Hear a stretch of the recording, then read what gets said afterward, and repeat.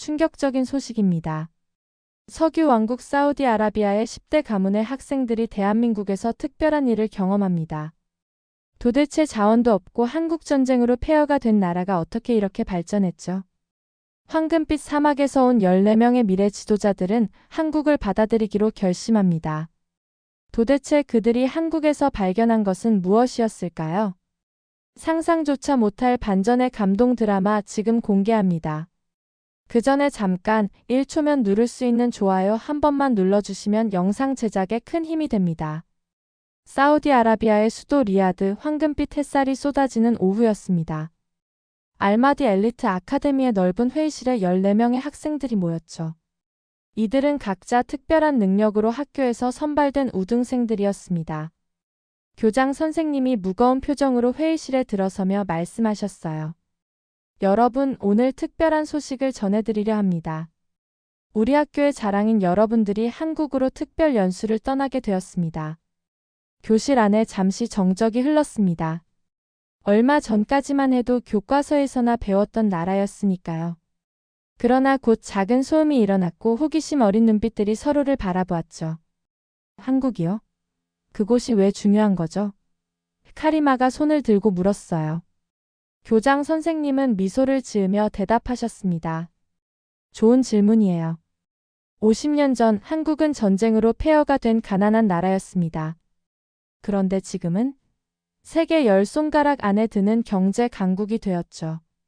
자원이 없는 작은 나라가 인재와 기술로 일궈낸 기적입니다. 14명의 학생들 중 압둘라가 고개를 끄덕였어요. 저희 아버지가 한국 기업과 협력하시는데 항상 그들의 정확함과 열정을 칭찬하세요. 맞아요, 압둘라. 그리고 여러분은 우리 아카데미의 최고 학생들이니 장차 국방부 장관, 산업부 고위간부, 심지어 왕실 참모가 될 수도 있습니다. 그러니 반드시 알아야 할 세계가 있는 거예요. 회의실 창문으로 리야드의 화려한 고층 빌딩들이 보였습니다. 하지만 학생들은 알고 있었어요. 이 화려함은 석유가 만들어준 것. 그러나 석유는 언젠가 마를 테니까요. 그들은 그 이유를 준비해야 했죠. 교장 선생님은 계속해서 설명하셨습니다. 여러분을 위해 특별한 가이드를 초빙했어요. 정기현 씨라고 중동 VIP 전담 가이드로 오랫동안 활동하신 분입니다. 그분이 여러분에게 진짜 한국을 보여줄 거예요. 파티마가 조심스럽게 질문했어요. 교장 선생님, 저희가 무엇을 배워오길 원하시나요? 교장 선생님은 잠시 생각에 잠겼다가 대답하셨습니다. 일정과 계획은 이미 준비되어 있지만 그건 중요하지 않아요. 중요한 건 여러분의 눈과 마음입니다. 한국이 어떻게 가난에서 벗어났는지, 어떻게 기술 강국이 되었는지, 어떻게 전통과 현대를 조화시켰는지 그 비결을 찾아오세요.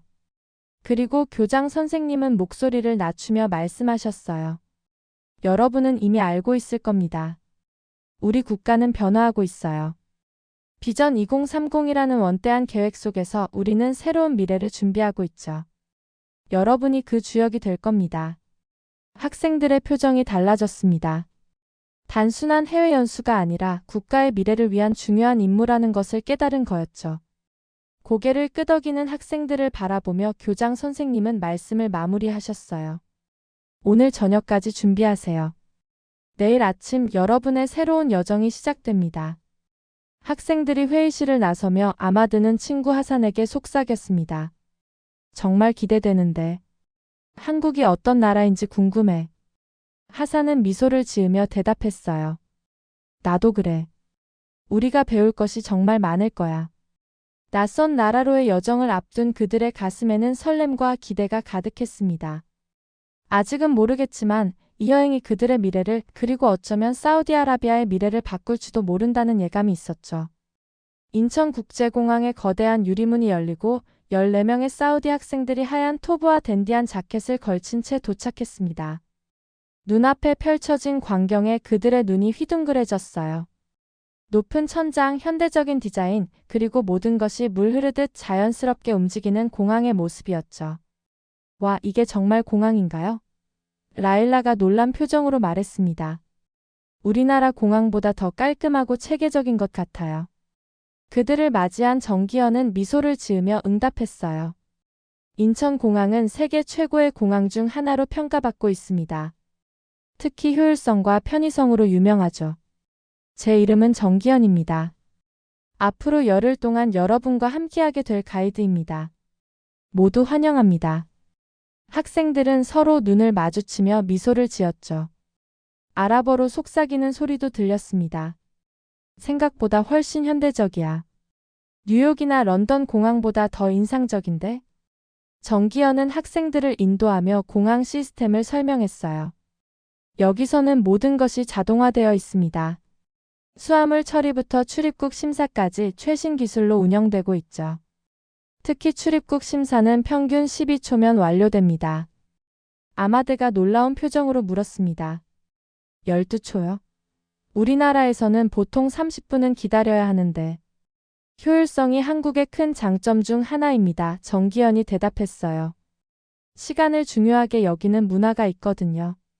공항에서 나와 버스로 이동하는 동안 학생들은 창밖으로 보이는 서울의 풍경에 눈을 떼지 못했습니다. 정돈된 도로, 자전거 전용 도로, 그리고 강변을 따라 조성된 공원들. 낯선 풍경이었지만 어딘가 모르게 친근하게 느껴졌어요. 저기 보이는 건물들은 모두 지진에 견딜 수 있도록 설계되었습니다. 정기현이 설명했어요. 한국은 자연재해에 대비하는 시스템이 매우 발달했죠. 파티마가 호기심 어린 눈으로 물었습니다.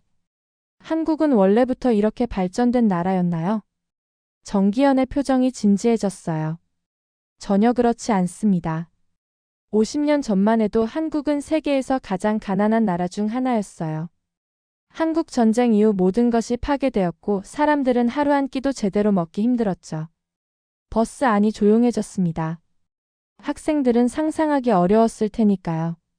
지금 눈앞에 보이는 발전된 도시가 불과 반세기 전에는 폐허였다니. 그렇다면 어떻게 이렇게 변할 수 있었던 거죠? 하산이 진지하게 물었어요. 정기현은 잠시 생각에 잠겼다가 대답했습니다. 여러 가지 이유가 있지만 가장 중요한 것은 교육과 인재 양성이었다고 생각합니다. 자원이 없는 나라였기에 사람을 키우는데 모든 것을 걸었죠. 그리고 정기현은 미소를 지으며 말을 이었어요. 이제 여러분이 직접 경험하게 될 겁니다. 이론이 아닌 실제로 보고 느끼는 한국의 모습을. 버스가 호텔에 도착했을 때 학생들은 이미 많은 생각에 잠겨 있었습니다. 압둘라는 조용히 중얼거렸어요. 이건 우리가 상상하던 미래보다 앞서 있어요. 호텔 로비에서 정기현은 학생들에게 교통카드를 나눠주었습니다. 이 카드 하나면 버스, 지하철, 택시, 심지어 편의점에서도 사용할 수 있어요. 한국에서는 이런 편리함이 일상이죠. 카리마는 카드를 받아들며 감탄했어요. 정말 모든 게 연결되어 있네요. 우리나라에서는 아직 현금을 많이 사용하는데. 정기현은 고개를 끄덕였습니다. 맞아요. 한국은 디지털 전환이 매우 빠르게 진행된 나라입니다.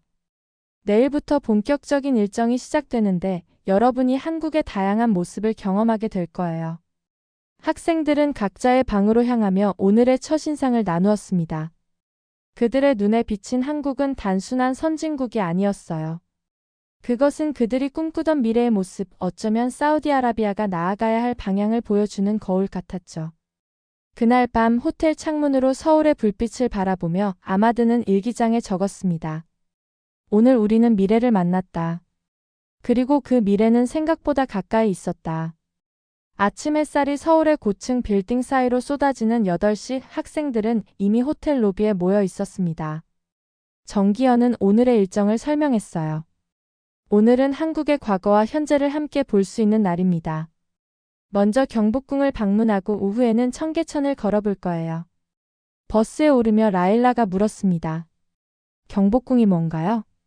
왕궁인가요? 정기현은 고개를 끄덕였어요. 네, 조선 왕조의 메인 궁전이었습니다. 600년 역사를 가진 곳이죠. 와, 600년이라니. 압둘라의 눈이 커졌습니다. 우리 리야드 왕궁도 역사가 깊지만 그렇게 오래된 건 아니에요. 버스가 경복궁 앞에 도착했을 때 학생들은 웅장한 궁궐 입구에 압도되었어요. 하늘로 치솟은 기와 지붕과 화려한 단청이 눈부셨죠. 그들은 광화문 앞에서 기념사진을 찍고 정기현의 안내에 따라 궁 안으로 들어갔습니다.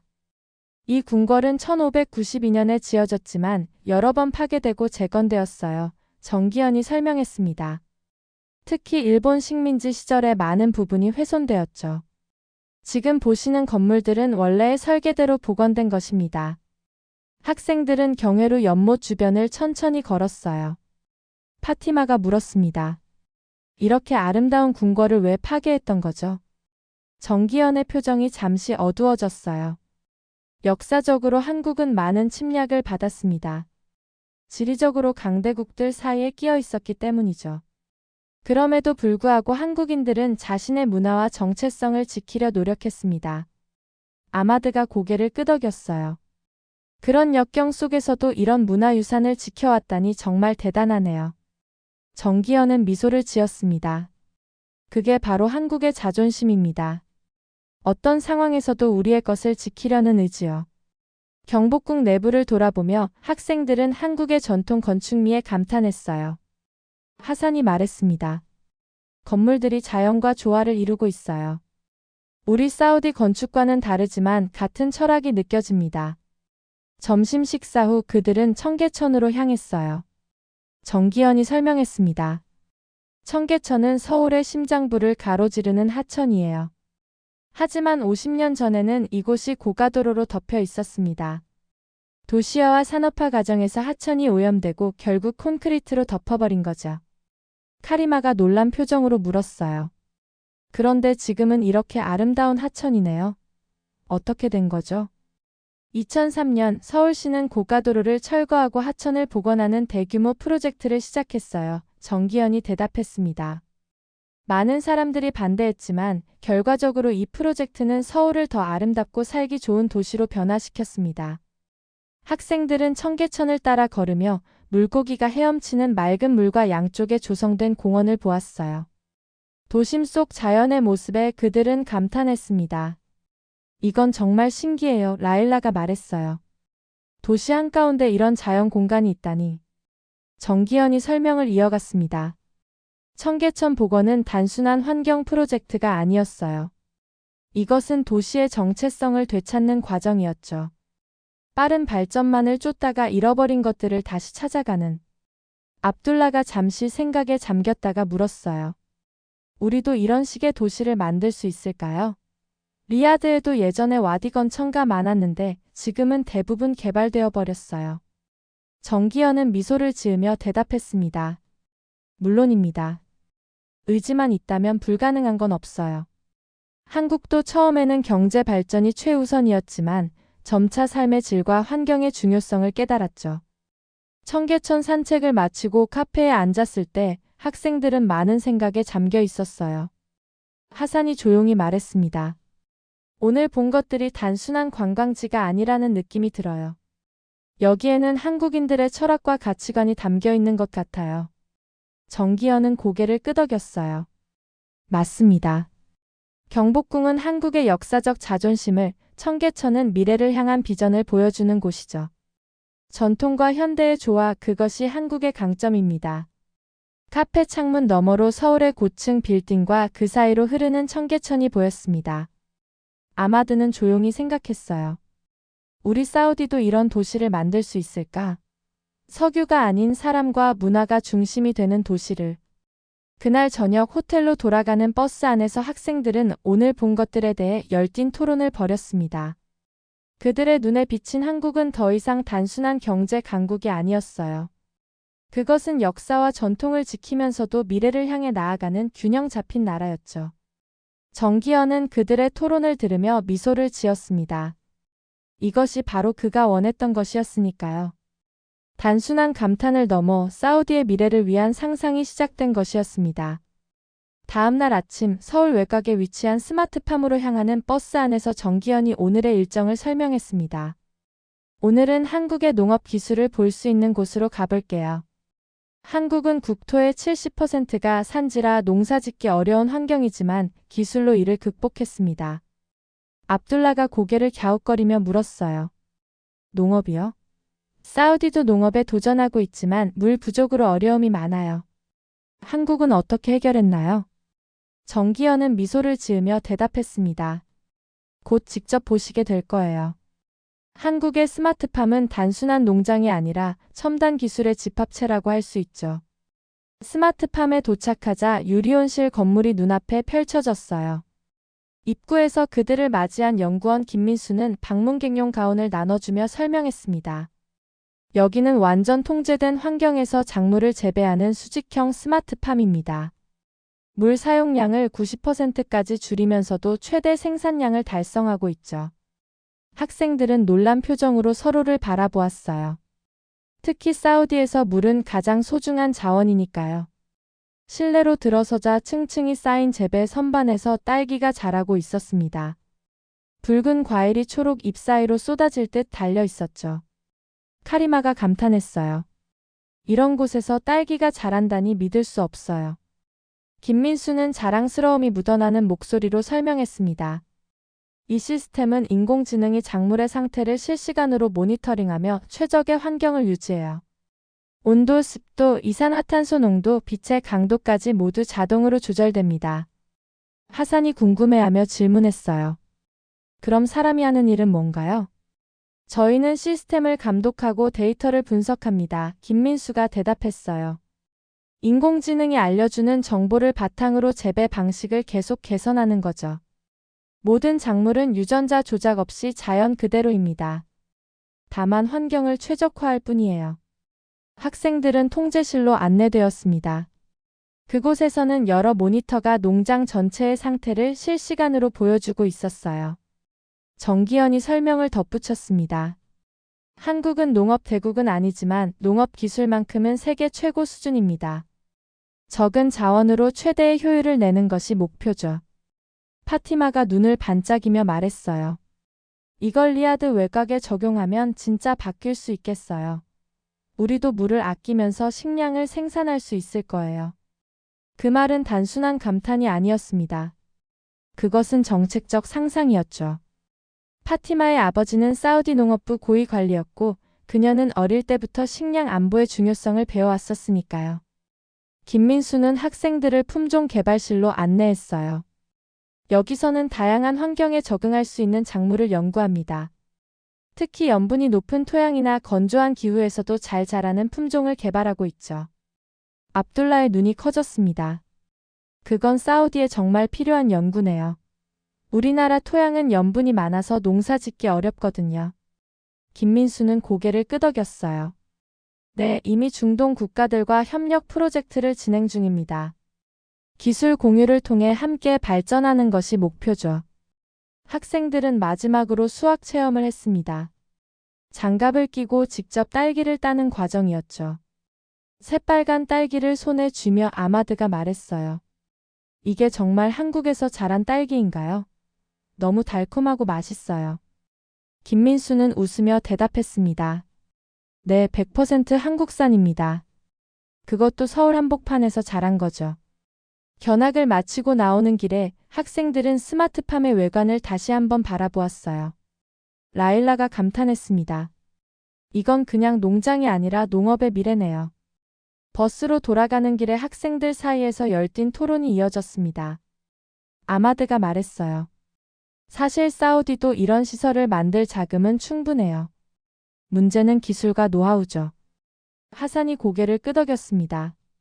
그리고 인재예요. 이런 시스템을 운영할 수 있는 전문가가 필요하니까요. 정기현은 그들의 대화를 들으며 미소를 지었어요. 그가 바라던 것이 이루어지고 있었으니까요. 단순히 한국 기술을 보여주는 것이 아니라 그들이 자국의 문제를 해결할 수 있는 아이디어를 찾도록 돕는 것. 그것이 이 여행의 진정한 목적이었습니다. 저녁 식사 시간 학생들은 오늘 본 스마트팜에 대해 계속 이야기했어요. 파티마가 조용히 말했습니다. 오늘 본 것은 단순한 기술이 아니었어요. 그것은 희망이었죠. 사막에서도 농사를 지을 수 있다는 희망. 정기현은 그 말에 깊이 공감했습니다. 기술은 단순한 도구가 아니라 미래를 바꾸는 희망의 씨앗이니까요. 그리고 그 씨앗이 이제 사우디 학생들의 마음속에 심어졌다고 생각했습니다. 다음 날 정기현은 학생들을 서울 외곽에 위치한 하수처리장으로 안내했습니다. 버스에서 내리자 학생들의 표정이 미묘하게 변했어요. 카리마가 조심스럽게 물었습니다. 하수처리장이요? 왜 이런 곳에 오게 된 건가요? 정기현은 부드러운 미소를 지으며 대답했어요. 좋은 질문입니다. 어제 우리는 물을 아끼는 기술을 봤죠? 오늘은 그 물을 어떻게 다시 사용할 수 있는지 볼 겁니다. 특히 사우디처럼 물이 귀한 나라에는 매우 중요한 기술이죠. 학생들은 서로 눈빛을 교환했습니다. 처음에는 의아했지만 점차 호기심이 생겼어요. 하산이 고개를 끄덕였죠. 맞아요. 우리나라는 물이 부족한 나라니까 이건 정말 중요한 주제예요. 처리장 입구에서 환경공학 박사 이수진이 그들을 맞이했어요. 환영합니다. 오늘 여러분께 보여드릴 것은 단순한 하수 처리가 아닌 물의 재탄생 과정입니다. 이수진은 학생들을 현대적인 통제실로 안내했어요. 벽면에는 물 정화 과정이 실시간으로 표시되는 대형 스크린이 있었습니다. 서울의 하수 처리 시스템은 세계적 수준입니다. 매일 300만 톤의 오수가 정화되어 다시 한강으로 흘러들어가죠. 압둘라가 놀란 표정으로 물었습니다. 처리된 물을 강으로 돌려보낸다고요? 그 물은 안전한가요? 네, 완전히 안전합니다. 이수진이 자신감 있게 대답했어요. 우리의 시스템은 물리적, 생물학적, 화학적 처리를 모두 거칩니다. 심지어 처리된 물은 수질 검사에서 원수보다 더 깨끗한 결과를 보이기도 해요. 학생들은 처리 과정을 직접 견학했습니다. 거대한 침전조, 미생물 처리실, 최첨단 필터 시스템까지. 모든 과정이 자동화되어 있었고 소수의 전문가들이 이를 감독하고 있었어요. 파티마가 깊은 인상을 받은 표정으로 말했습니다. 이건 단순한 기술이 아니라 철학 같아요. 버려진 것도 소중하게 여기고 다시 활용하는. 이수진은 미소를 지었어요. 정확합니다. 한국은 자원이 부족한 나라입니다. 그래서 버릴 것이 없다는 마인드가 있어요. 물도 마찬가지죠. 견학 중간에 이수진은 유리병에 담긴 맑은 물을 보여주었습니다. 이것이 최종 처리된 물입니다. 마실 수는 없지만 공업 용수나 조경 용수로 사용할 수 있을 만큼 깨끗해요. 라일라가 호기심 어린 눈으로 물병을 살펴보았어요. 정말 믿을 수 없네요. 처음 상태를 생각하면. 이수진이 설명을 이어갔습니다. 더 놀라운 것은 이 시설의 에너지 자립도예요. 처리 과정에서 발생하는 메탄가스를 이용해 시설 운영에 필요한 전력의 60%를 자체 생산합니다. 아마드의 눈이 커졌어요. 폐기물에서 에너지까지 만든다니. 완벽한 순환 시스템이네요. 견학 후반부에는 연구실을 방문했습니다. 과학자들이 새로운 처리 기술을 연구하는 공간이었죠. 이수진이 설명했어요. 여기서는 더 적은 에너지로 더 빠르고 효율적인 정화 방법을 연구합니다. 특히 염분이 높은 물을 처리하는 기술도 개발 중이에요. 압둘라가 생각에 잠겼다가 말했습니다. 우리는 물이 부족한 나라니까. 이건 우리에게 꼭 필요한 기술이에요. 마지막으로 처리장의 옥상 정원으로 안내되었어요.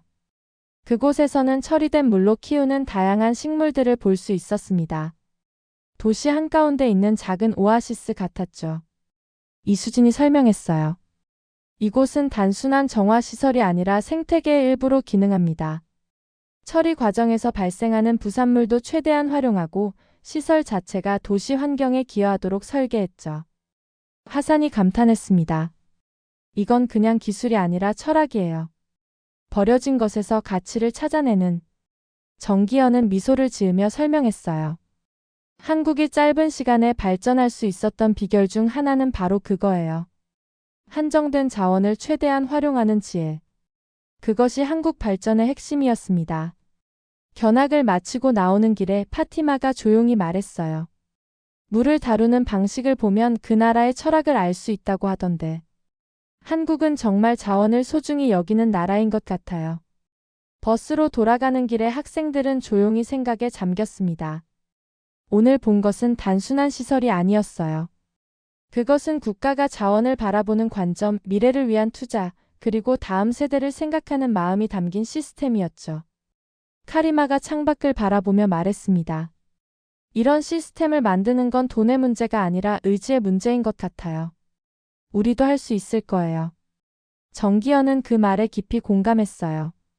기술과 시스템은 결국 사람이 만드는 것. 그리고 그것은 단순한 편리함을 넘어 더 나은 미래를 만들기 위한 계산된 계획의 결과물이었습니다. 저녁 식사 자리에서 압둘라가 정기현에게 물었어요. 한국이 이렇게 환경과 자원 재활용에 신경 쓰게 된 계기가 있나요?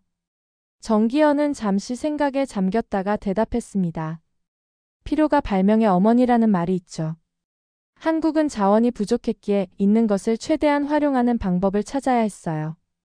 그리고 개발 과정에서 환경 문제를 경험하며 지속 가능한 발전의 중요성을 깨달았습니다.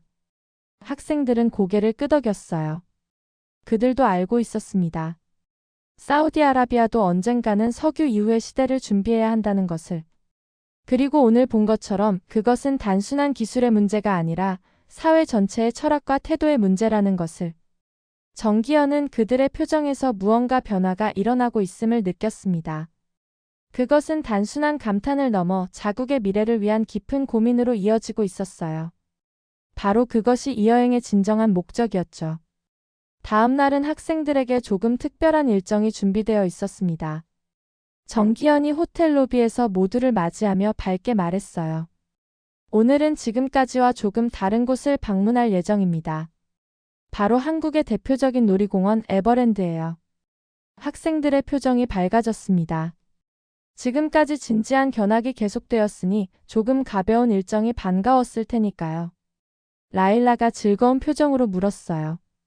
정말요? 놀이공원이라니 오늘은 그냥 즐기는 날인가요?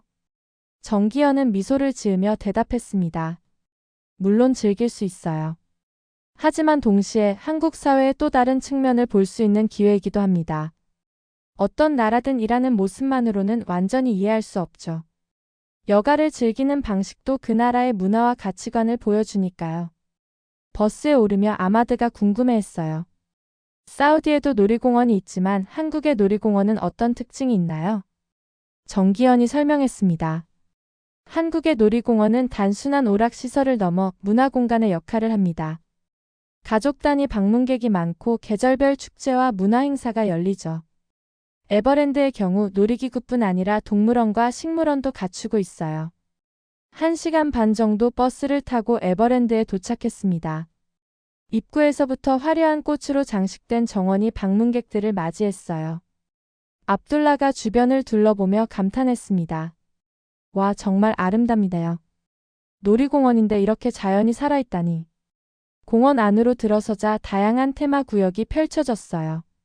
정기현이 지도를 보여주며 설명했습니다. 에버랜드는 5개의 테마 구역으로 나뉘어 있어요. 글로벌 페어, 아메리칸 어드벤처, 매직랜드, 유러피언 어드벤처, 그리고 주토피아까지. 학생들은 먼저 스릴 넘치는 롤러코스터를 타기로 했어요. 줄을 서서 기다리는 동안 하산이 주변을 관찰하며 말했습니다. 줄 서는 시스템이 정말 체계적이네요. 그리고 사람들이 질서를 잘 지키고 있어요. 정기현은 고개를 끄덕였어요. 한국은 공공장소에서의 질서를 중요하게 여깁니다. 특히 많은 사람이 모이는 곳에서는 더욱 그렇죠. 롤러코스터를 탄 후 학생들은 주토피아로 향했습니다. 그곳은 사파리 형태로 운영되는 동물원이었어요. 특별버스를 타고 동물들의 서식지를 구경하며 파티마가 놀란 표정으로 말했습니다. 동물들이 정말 자유롭게 있네요. 우리에 갇혀있지 않고요. 정기현이 설명했어요. 네, 에버랜드의 사파리는 동물 복지를 중요하게 생각합니다. 최대한 자연과 비슷한 환경을 제공하려고 노력하죠. 카리마가 고개를 끄덕였어요. 그런 철학이 느껴져요. 동물원이라기보다 동물과 인간이 서로 존중하며 만나는 공간 같아요. 점심시간 학생들은 공원 내 레스토랑에서 한국식 패스트푸드를 맛보았습니다. 테이블을 정리하는 모습을 보며 아마드가 물었어요. 여기서는 손님들이 직접 정리를 하네요. 정기현이 대답했습니다. 네, 한국에서는 공공장소에서 자신의 흔적을 정리하는 것이 기본 예의로 여겨져요. 놀이공원, 영화관, 심지어 패스트푸드점에서도 자신의 테이블은 직접 정리하는 문화가 있죠. 하산이 감탄했어요. 그래서 이렇게 많은 사람이 이용해도 깨끗하게 유지되는 거군요. 기술도 있지만 여유와 질서가 있네요. 오후에는 공원 내 화려한 퍼레이드와 공연을 관람했습니다. 화려한 의상을 입은 공연자들이 음악에 맞춰 춤을 추고 관객들과 소통하는 모습이었어요. 라일라가 즐거운 표정으로 말했습니다. 이런 공연이 하루에 여러 번 있다니 놀라워요. 배우들이 정말 열정적이네요. 정기현이 미소 지으며 설명했어요. 한국에서는 서비스 품질을 매우 중요하게 생각합니다. 공연자들도 마찬가지죠. 한 번의 공연이라도 최선을 다하는 태도가 있어요. 해가 저물기 시작하자 공원은 화려한 조명으로 새로운 모습을 드러냈습니다. 압둘라가 주변을 둘러보며 말했어요. 낮과 밤의 분위기가 완전히 다르네요. 마치 두 개의 다른 공원을 방문한 것 같아요. 정기현은 고개를 끄덕였습니다. 에버랜드는 계절과 시간대에 따라 다양한 경험을 제공하려고 노력해요. 같은 공간이라도 다르게 느껴지도록 설계된 거죠. 밤하늘을 수놓는 화려한 불꽃놀이를 바라보며 파티마가 조용히 말했어요. 놀이공원이라는 곳이 이렇게 많은 것을 담고 있다니 놀라워요. 기술과 예술, 자연과 인간, 전통과 현대가 모두 어우러져 있네요. 하산이 동의했습니다. 맞아요. 단순히 즐기는 공간이 아니라 삶의 모든 측면이 담겨 있는 것 같아요. 동물과 인간이 모두 편안한 공간, 그리고 질서와 자유가 공존하는. 버스로 돌아가는 길에 정기현이 학생들에게 물었어요. 오늘 어땠나요? 단순한 놀이공원 방문이었지만 한국에 대해 새롭게 알게 된 점이 있나요? 아마드가 생각에 잠겼다가 대답했습니다. 저는 한국 사람들이 일과 여가의 균형을 어떻게 생각하는지 알게 된 것 같아요. 열심히 일하지만 쉴 때는 제대로 쉬고 즐기는 모습이 인상적이었습니다. 카리마가 덧붙였어요. 저는 공공장소에서의 질서와 예의가 가장 인상적이었어요. 수많은 사람이 모여도 혼잡하지 않고 서로를 배려하는 모습이. 라일라는 미소를 지으며 말했습니다. 저는 놀이공원 속에서도 교육적 요소를 발견할 수 있다는 점이 놀라웠어요. 주토피아에서는 동물 보호와 생태계에 대해, 글로벌 페어에서는 다양한 국가의 문화에 대해 배울 수 있었으니까요. 정기현은 그들의 말에 깊이 공감했어요. 놀이공원 방문이 단순한 즐거움을 넘어 삶을 대하는 자세까지 배우는 시간이 되었다는 사실에 기뻤습니다. 호텔로 돌아가는 버스 안에서 학생들은 피곤했지만 즐거운 표정이었어요. 압둘라가 창밖의 서울 야경을 바라보며 조용히 말했습니다. 이제 알 것 같아요. 한국의 발전은 단순한 기술이나 경제적 성공이 아니었어요. 그것은 사회 전체의 태도와 철학이었던 거죠. 정기현은 그 말을 들으며 미소 지었습니다. 이 여행이 단순한 관광이 아닌 깊은 이해와 배움의 시간이 되고 있다는 확신이 들었으니까요. 한국 방문의 마지막 날이 밝았습니다. 열흘이라는 시간이 눈 깜짝할 사이에 지나간 느낌이었어요. 학생들은 아침부터 분주했습니다. 짐을 정리하고 한국에서의 마지막 순간들을 기억하려는 듯 호텔 창밖으로 서울의 풍경을 사진에 담았죠. 정기현은 로비에서 그들을 기다리고 있었어요. 오늘은 특별한 일정이 없습니다. 여러분이 각자 가고 싶은 곳, 다시 보고 싶은 곳을 방문하는 자유시간으로 하루를 보내겠습니다. 학생들의 얼굴에 환한 미소가 번졌어요. 각자 한국에서 더 경험하고 싶은 것들이 있었으니까요. 아마드가 물었습니다. 저는 명동에 다시 가보고 싶어요. 가족들에게 줄 선물을 좀 더 사고 싶은데 괜찮을까요? 정기현은 고개를 끄덕였어요. 물론이죠. 원하는 대로 일정을 계획하세요. 저는 여러분을 돕기 위해 함께할 겁니다. 학생들은 몇 개의 그룹으로 나뉘어 각자의 계획을 세웠습니다. 압둘라, 하산, 카리마는 남대문 시장으로, 파티마와 라일라는 인사동의 전통 공예품 거리로, 나머지 학생들은 명동과 동대문 쇼핑몰을 방문하기로 했어요. 정기현은 압둘라의 그룹과 함께 남대문 시장으로 향했습니다. 골목마다 다양한 상점들이 빼곡히 들어서 있는 모습에 학생들은 다시 한번 감탄했어요. 하산이 물었습니다. 이런 전통시장이 대형 쇼핑몰과 함께 공존하는 게 신기해요. 어떻게 가능한 거죠? 정기현이 설명했어요. 한국은 발전 과정에서 전통과 현대의 균형을 중요하게 생각했습니다. 대형 쇼핑몰도 필요하지만 이런 전통시장의 가치도 인정하는 거죠. 각자의 역할이 있으니까요. 압둘라가 고개를 끄덕였습니다. 그런 균형 감각이 정말 인상적이에요. 발전만을 쫓다 보면 잃어버리는 것들이 많잖아요. 오후에는 모든 학생들이 다시 모여 한강 유람선을 탔습니다. 서울의 스카이라인을 배경으로 학생들은 지난 열흘을 회상하며 대화를 나눴어요.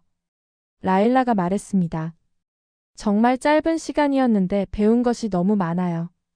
한국은 제가 상상했던 것보다 훨씬 깊고 다양한 나라였어요. 파티마가 동의했어요. 맞아요. 처음에는 단순히 기술 선진국이라고만 생각했는데 그 기술 뒤에 있는 철학과 사람들의 마음가짐을 배울 수 있어서 좋았어요. 저녁에는 한국 전통 음식점에서 마지막 만찬이 준비되었습니다. 테이블 위에는 다양한 한식이 가득했어요.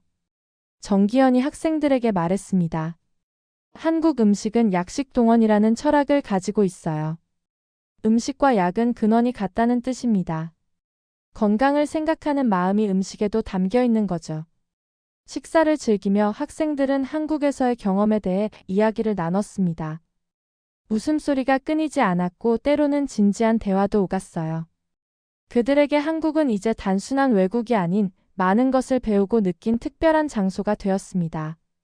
식사가 끝나갈 무렵 지금까지 가장 조용했던 학생 나디아가 조심스럽게 정기현에게 다가왔어요. 그녀는 작은 상자를 내밀며 말했습니다. 이건 저희 모두의 마음을 담은 작은 선물입니다. 정기현은 놀란 표정으로 상자를 받았어요. 그것은 사우디아라비아 전통 향수가 담긴 아름다운 유리병이었습니다.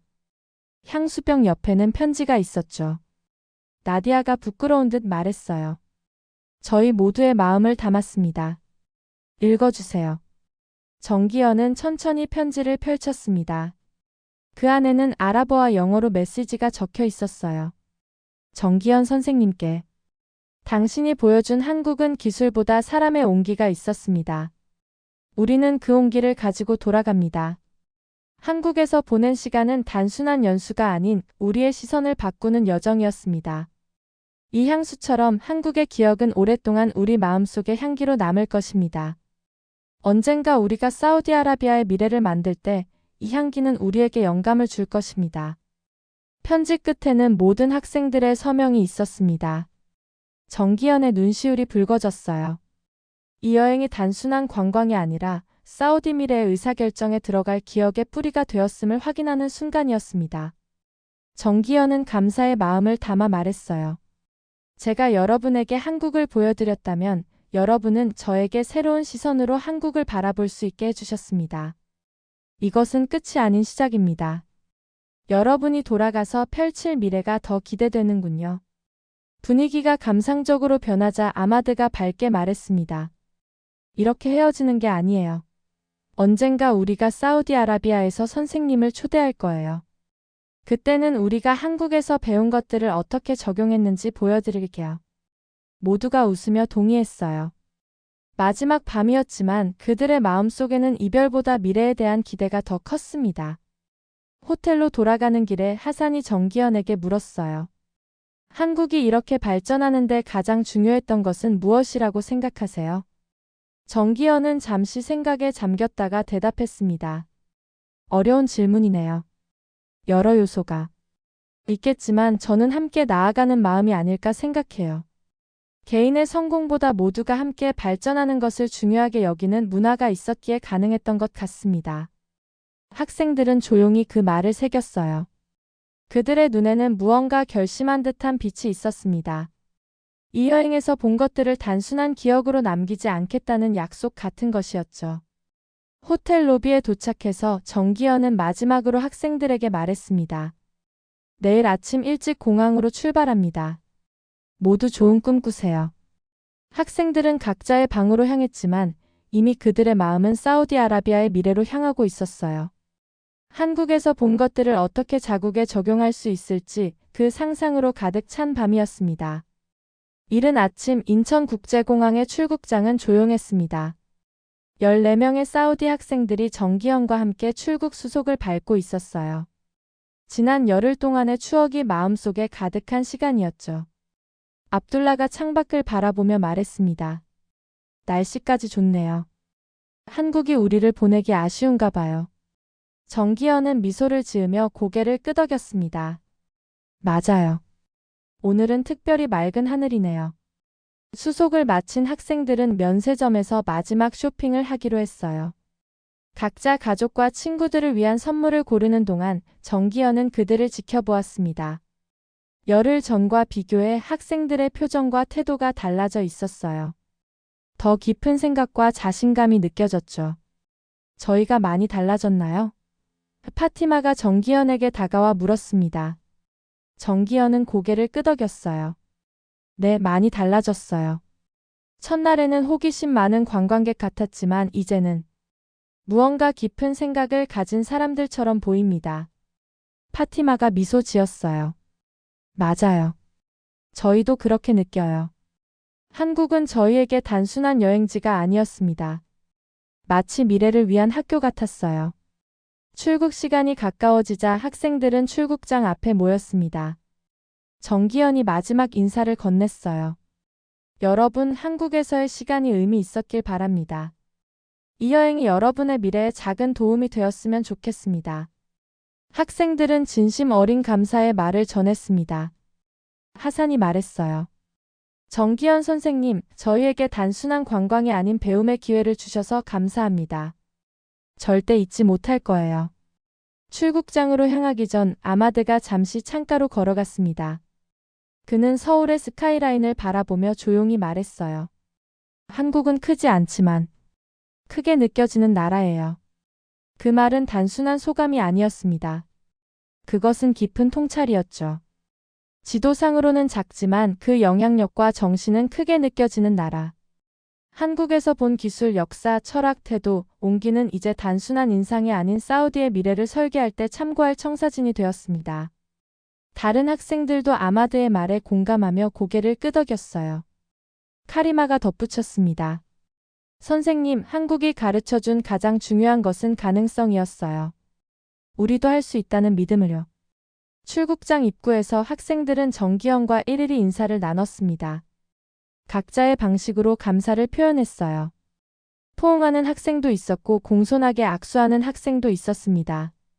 나디아는 작은 종이를 정기현의 손에 쥐어주었어요. 나중에 읽어보세요. 마지막으로 라일라가 모두를 대표해 말했습니다.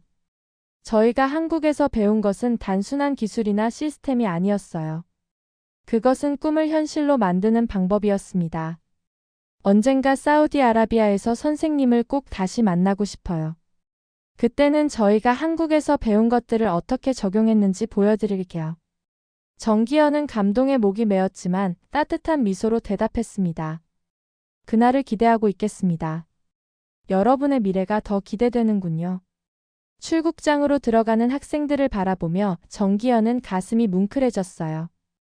이 14명의 청년들이 언젠가 사우디아라비아의 미래를 바꿀 수도 있다는 생각이 들었으니까요. 그들이 한국에서 보고 느낀 것들이 작은 씨앗이 되어 먼 사막의 땅에서 꽃을 피울지도 모른다는 희망이 있었습니다. 공항을 나서는 길에 정기현은 나디아가 준 종이를 펼쳐보았어요. 거기에는 아랍어로 한 문장이 적혀 있었고 그 아래 영어 번역이 있었습니다. 모래 위에 새겨진 발자국은 바람에 지워질 수 있지만 마음속에 새겨진 기억은 영원합니다. 정기현은 그 말의 의미를 곱씹으며 택시를 탔습니다. 창밖으로 서울의 풍경이 흘러갔어요. 그는 이 도시를 수없이 많은 외국인들에게 소개해왔지만 이번 만남은 특별했습니다. 그것은 단순한 문화 교류가 아닌 미래를 향한 다리를 놓는 작업 같았으니까요. 그날 밤 정기현은 자신의 아파트 창가에 서서 서울의 불빛을 바라보았습니다. 그리고 조용히 다짐했어요. 그들이 돌아가는 건 끝이 아니라 시작이다. 그리고 언젠가 그들이 다시 돌아올 것이다. 한편 사우디아라비아로 향하는 비행기 안에서 14명의 학생들은 각자의 방식으로 한국에서의 경험을 정리하고 있었습니다. 어떤 학생은 일기를 쓰고 어떤 학생은 사진을 정리했어요. 압둘라는 작은 노트북에 계획을 적고 있었습니다. 리야드 외곽 스마트팜 프로젝트 제안서라는 제목이 화면 맨 위에 적혀 있었죠. 파티마는 창밖의 구름을 바라보며 생각에 잠겼어요. 한국은 자원이 없어도 인재를 키워 강국이 되었어. 우리는 자원도 있고 인재도 있어. 그렇다면 우리의 가능성은 얼마나 클까? 비행기가 구름 위로 올라가며 학생들의 마음속에는 새로운 비전이 그려지고 있었습니다. 그것은 석유에 의존하지 않는 사우디아라비아의 미래, 기술과 인재가 이끄는 새로운 국가의 모습이었어요. 아마드는 조용히 중얼거렸습니다. 한국은 작지만 깊다. 그들의 위대함은 경제 지표가 아닌 사람을 위한 기술과 정신 속에 있다. 그 말은 이 여행의 모든 것을 요약하는 문장이었어요. 한국에 대한 존경과 부러움, 그리고 기억이 아닌 사명의 씨앗으로 남을 것이었습니다. 비행기가 하늘 높이 올라가며 14명의 미래 지도자들은 각자의 꿈을 안고 고국으로 돌아가고 있었습니다. 그들이 한국에서 배운 것은 단순한 지식이 아니라 국가란 무엇인가를 다시 생각하게 만드는 경험이었어요. 그리고 그 경험은 언젠가 모래 위에 새로운 역사를 쓰게 될 것이었습니다. 14개의 작은 씨앗이 먼 사막의 땅으로 돌아가고 있었습니다. 그리고 언젠가 그 씨앗들이 피울 꽃을 상상하는 것만으로도 마음이 따뜻해지는 밤이었습니다. 여러분은 사연에 대해서 어떻게 생각하시나요? 댓글로 여러분의 의견을 들려주세요. 이 이야기가 흥미로우셨다면 좋아요를 눌러주시면 영상 제작에 큰 힘이 됩니다. 앞으로 더 깊고 흥미로운 이야기를 전해드리겠습니다.